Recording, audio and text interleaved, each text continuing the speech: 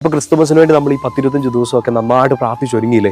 കുറേ നോമ്പൊക്കെ നോക്കി, ചില കാര്യങ്ങളൊക്കെ വേണ്ടെന്ന് വെച്ചു, നന്നായിട്ട് ഒരുങ്ങി കുമ്പസാരിച്ചു.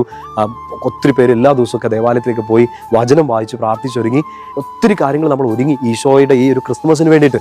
പക്ഷേ നമുക്ക് ശരിക്കും ചിന്തിക്കേണ്ട ഒരു കാര്യം, ഈ ഒരു 25 ദിവസം, ഈ ഒരു ഡിസംബർ 25 വേണ്ടി മാത്രമാണോ, ഈ ഡിസംബർ 25 മാത്രമാണോ ഈശോ നമ്മുടെ അടുത്തേക്ക് വരുന്നത്?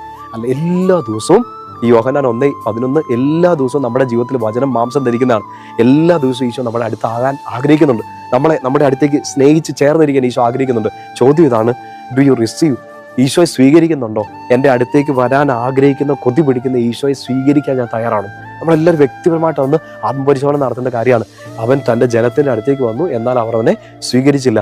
ക്രിസ്മസിന് വേണ്ടി മാത്രമല്ല, എല്ലാ ദിവസവും നമ്മുടെ വചന വായനയിൽ, എല്ലാ ദിവസവും ബലിയർപ്പിക്കുമ്പോൾ, നമ്മുടെ പേഴ്സണൽ പ്രയറിലൊക്കെ ഈശോയോട് ഒരു പ്രയോറിറ്റി കൊടുക്കുക, ഈശോയ്ക്ക് ഒരു 1-ാം സ്ഥാനം കൊടുക്കുക. ഈശോ അടുത്തേക്ക് വരുമ്പോൾ സ്വീകരിക്കാൻ വേണ്ടി റെഡിയാവുക. എപ്പോഴും ഈശോ റെഡിയാണ് നമ്മുടെ അടുത്തേക്ക് വരാൻ വേണ്ടി. സ്വീകരിക്കാൻ ആരാ റെഡിയാണെന്ന് മാത്രമേ നോക്കുന്നുള്ളൂ. വെളിപാട് പുസ്തകത്തിൽ നമ്മൾ വായിക്കുന്നില്ലേ, ഇതാ ഞാൻ വാതിൽക്കൽ വന്ന് മുട്ടുന്നു, ആരെങ്കിലുമൊക്കെ തുറന്നു തരുന്നുണ്ടോ? നമ്മളിത് തുറന്നു കൊടുക്കണം. ഡിസംബർ 25 എല്ലാ ദിവസവും ഈശോയ്ക്ക് നമ്മുടെ ജീവിതത്തിന്റെ വാതിൽ തുറന്നിടണം. ഈശോയെ കം ആൻഡ് റൂൾ, ഈശോയെ നീ വന്ന് സ്നേഹിച്ച് എല്ലാ കാര്യങ്ങളും നോക്കിക്കോളാൻ പറയാം. അതിശൈത്യമേറുന്ന രാവിൽ ഹൃദയങ്ങൾ കവരും.